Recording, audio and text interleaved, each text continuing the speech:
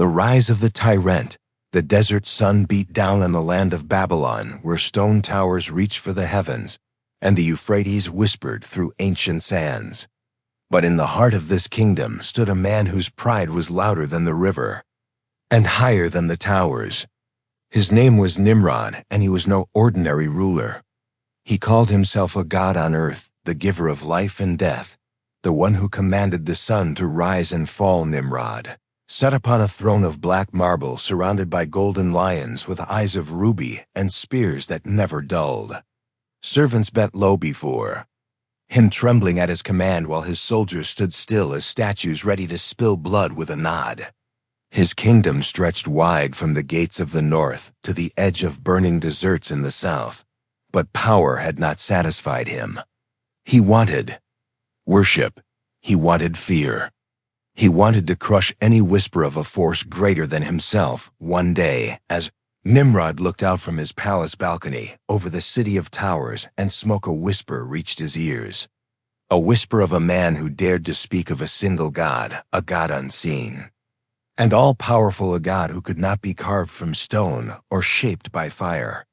The man's name was Ibrahim, son of Azar, a young shepherd with eyes like quiet fire and words that cut through lies like a blade through silk. Ibrahim had no throne, no army, no crown. But he had something Nimrod had never tasted: truth. He walked among the people not as a beggar nor a prince, but as a messenger. He spoke to them in the streets beside wells at night under the stars. He asked them if a stone that could not move could be their God. He questioned if the sun which set could be worthy of worship. And he spoke of Al-Khaliq, the creator of all things, who needed no tower to rise and no crown to rule. Nimrod's rage boiled like oil in a copper pot. He summoned his ministers and commanders, demanding to know more about this shepherd who dared challenge the throne of the gods. The high priest of fire shook as he spoke of Ibrahim's growing followers, his defiance, his rejection of idols. The king clenched his fist and declared that this defiance would not be tolerated. A god cannot share his kingdom, he thundered. I will speak to this Ibrahim myself and tear his words apart with my wisdom messengers. Rode to the edge of the city where Ibrahim tended his sheep and spoke to the wind. They brought him to the palace. In chains, though, he did not resist. The people followed behind, curious, afraid, hopeful. They had heard his words, felt the truth in them, and now they would see him face the king who believed himself untouchable. Inside the grand hall where flames danced along every wall, Nimrod waited on his throne carved with serpents and suns. His eyes narrowed as Ibrahim was brought before him. The young man stood tall, his face calm, though dust clung to his clothes and iron pressed against his wrists. You are the one who challenges the gods of Babylon, Nimrod said, leaning forward. Tell me, boy, who is this God of yours? Can he match the heat of my fires? Can he summon armies with a breath?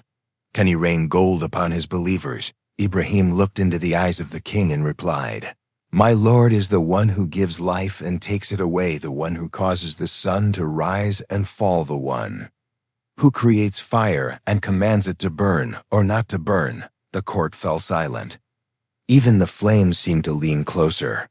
Nimrod laughed, but his voice cracked at the edge. Then I too give life and death, he shouted, and ordered 2 prisoners to be brought forward. He motioned to the guards, kill one and spare the other. See, I have given death and spared life, just like your God. Ibrahim's eyes did not move from the king. If you truly have power, he said, then make the sun rise from the west instead of the east. The court gasped. Nimrod opened his mouth to reply, but no words came.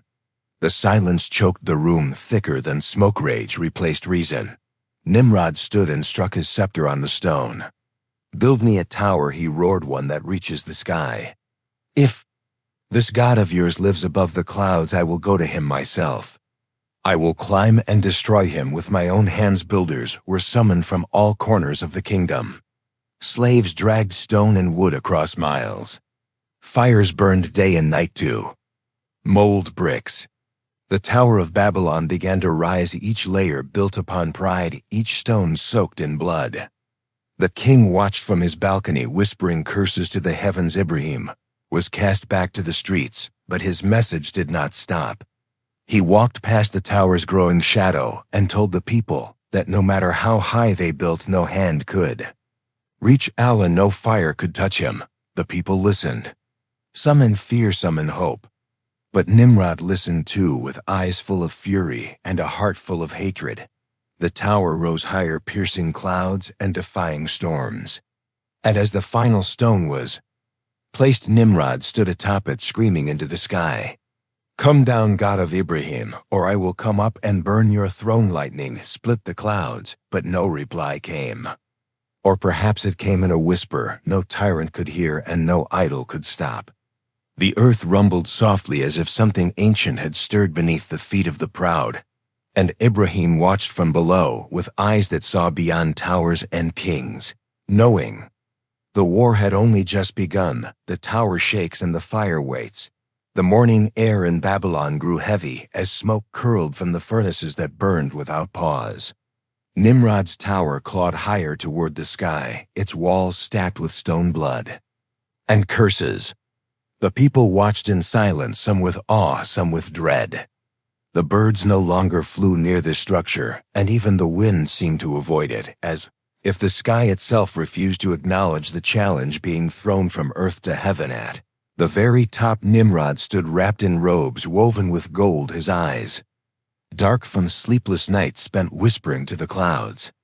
He believed his tower would soon reach the dwelling of Ibrahim's God, and that with his own hands he would drag this unseen Lord down and show the world who truly ruled. But while his tower reached up, something far deeper stirred beneath the surface of his kingdom.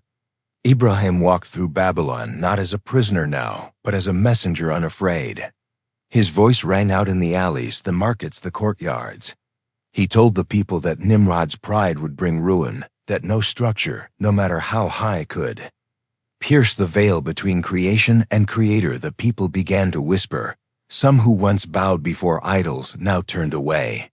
Some who once feared Nimrod now feared the one. Ibrahim spoke of the one who did not sleep, who did not age, who did not need towers or thrones.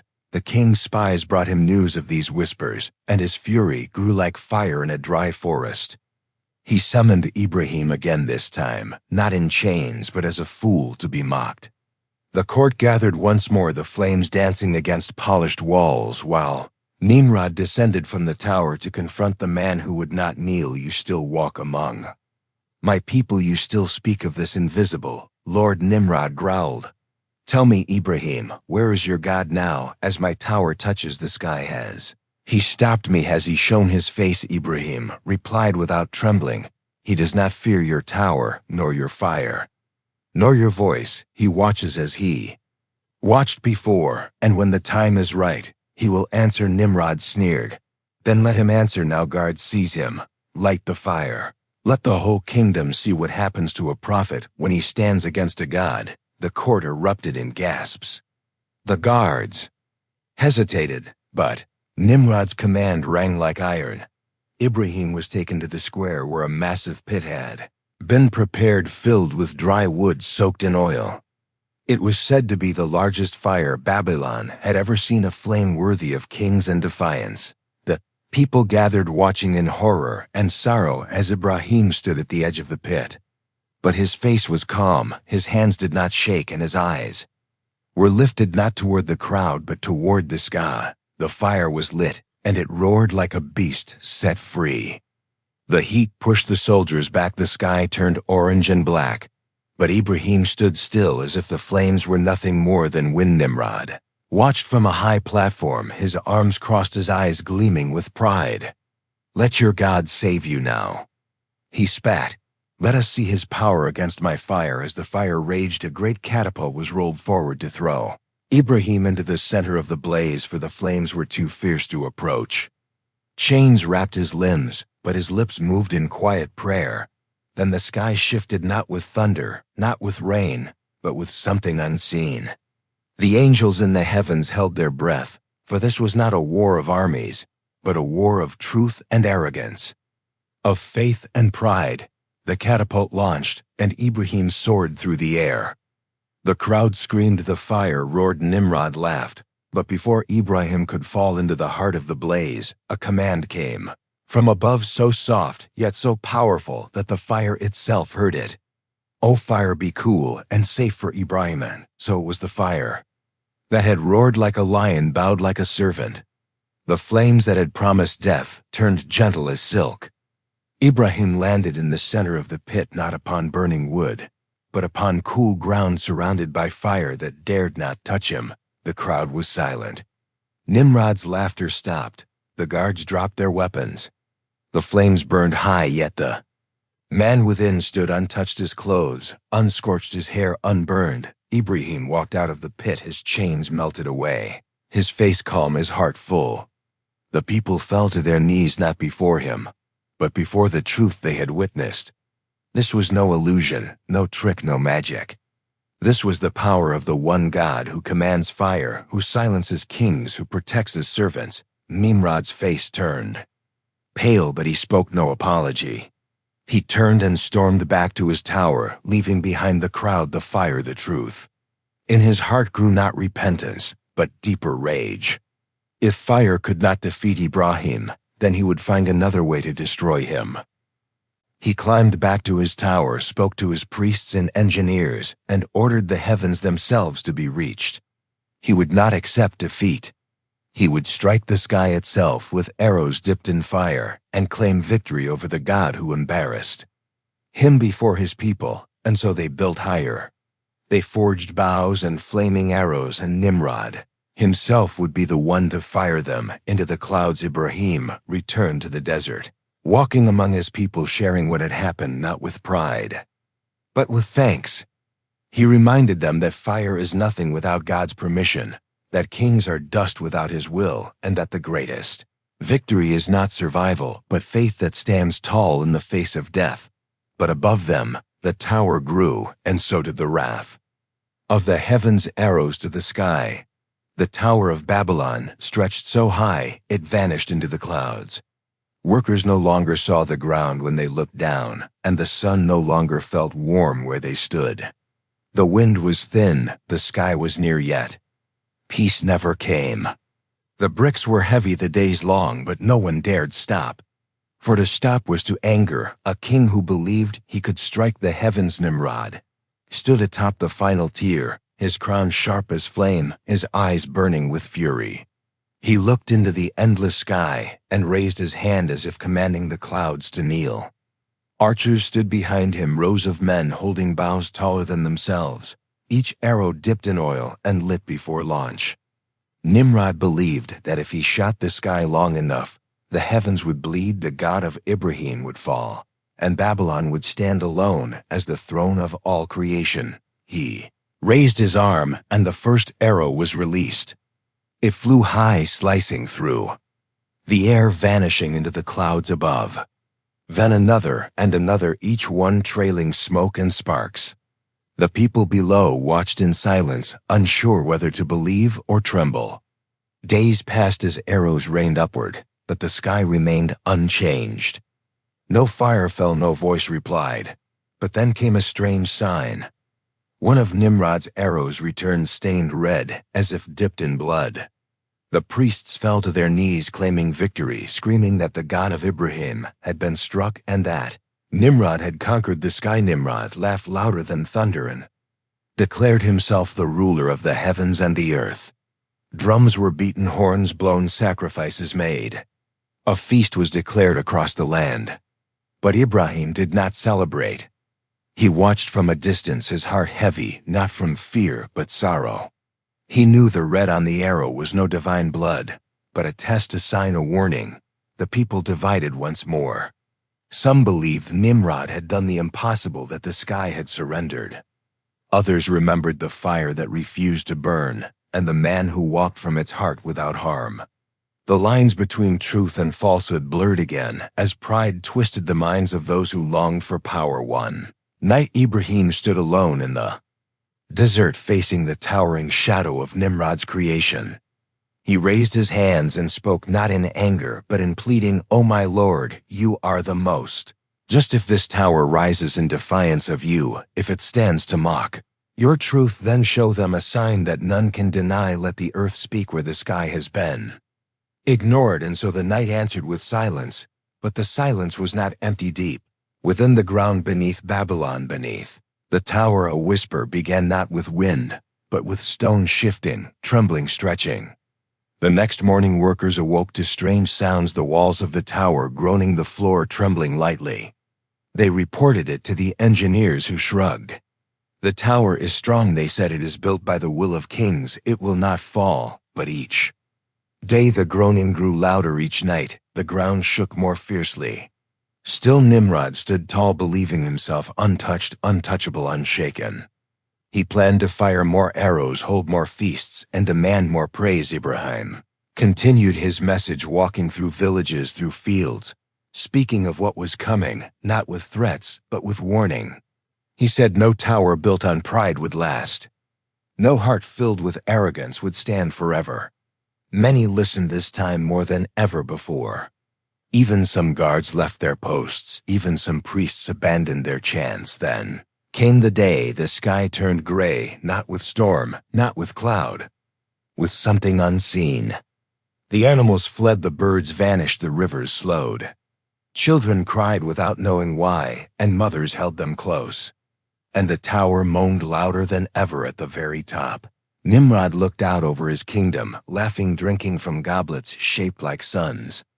He turned to fire the next arrow, but before his hand could rise, the ground spoke. A roar, unlike anything ever heard, shook the tower from its roots. Not thunder, not wind, but the earth itself crying out as it split apart. The foundation of the tower cracked like dried skin, bricks flew into the air, stone crumbled like bread, screams echoed from every level as workers tumbled, bricks fell and fires broke loose. The tower began to lean, and Nimrod screamed, not in command, but in disbelief. He tried to run, but the floor beneath him gave way from the sky. It looked like the earth was swallowing the pride of mankind, one layer at a time. The tower twisted, cracked, folded, and fell. Dust rose so high it touched the clouds. The same clouds Nimrod once tried to strike. Ibrahim stood miles away, watching, tears in his eyes, not of joy, but of sorrow for the people who died, for the souls lost to lies, for the man who could have chosen faith but chose fire. When the dust settled, Babylon had changed forever. The tower was gone, broken into dust. Nimrod was never seen again. Some say he was buried beneath the stones he worshipped. Some say he wandered lost. Some say the earth took him whole, but the message of Ibrahim remained. Not carved in stone, not shouted from towers, but whispered from heart to heart. The one who commands the fire, the one who stills the arrow, the one who shakes the earth, needs no kingdom to prove his power. Years passed, and the place where the tower once stood grew wild, again covered in grass and silence.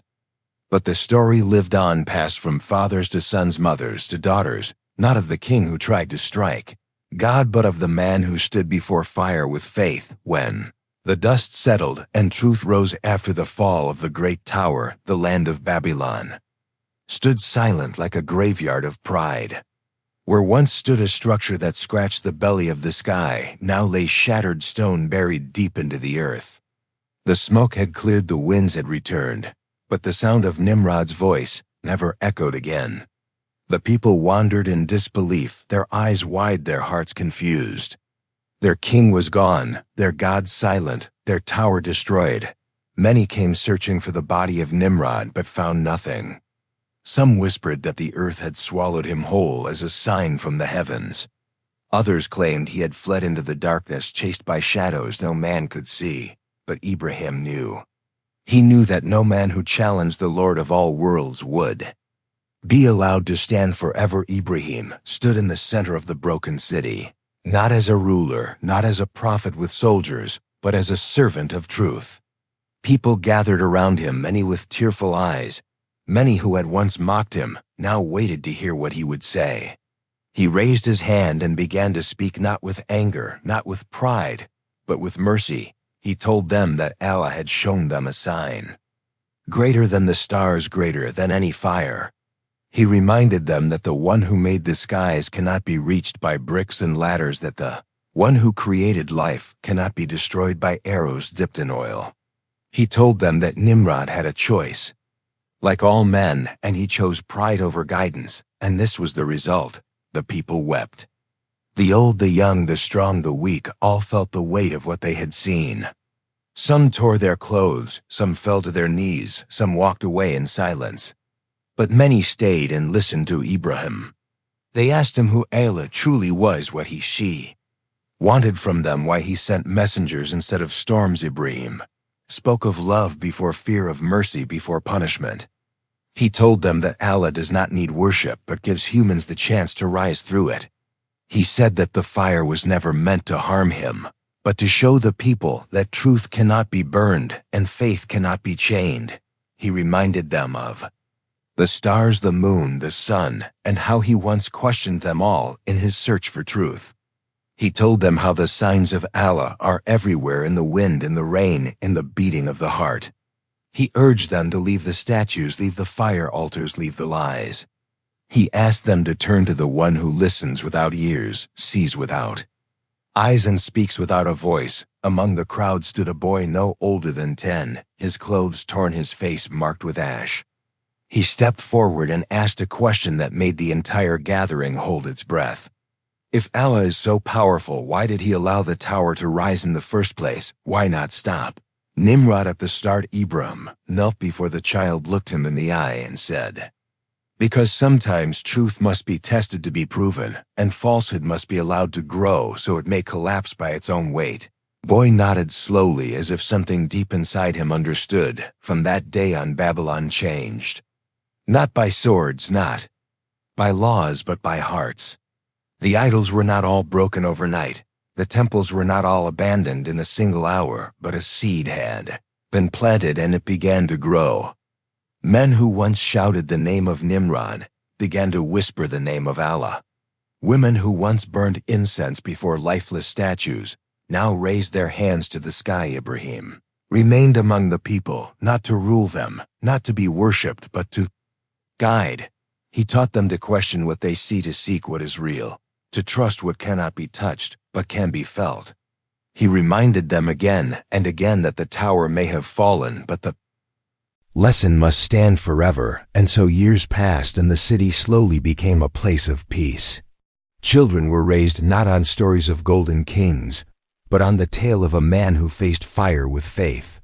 Pilgrims came from far to see the place where the fire had bowed, the place where the earth had swallowed pride. They stood in silence, they prayed, they learned. One night, Ibrahim stood alone in the same desert where he once begged for a sign. The stars shone bright, the wind gentle, like an old friend. He looked up and spoke softly, "O my Lord, you have shown them not through my hands but through yours. I asked for truth, and you gave it through fire and stone. A voice came not through the sky, not through thunder, but in the heart he carried. Be patient, O Ibrahim, for those who see truth must carry it, and those who carry truth will be tested again and again." And so the man who once walked among idols walked now among believers. Not perfect, not fearless, but changed. The tower was gone, the king was gone, but the message remained carved not in stone but in soul. Babylon was no longer a kingdom of gold, but of awakening. The tale of Nimrod became a warning, not a legacy, and the story of Ibrahim a path, not a legend. And though time moved forward and lands changed and names faded, the fire that once refused to burn became a light that never went out.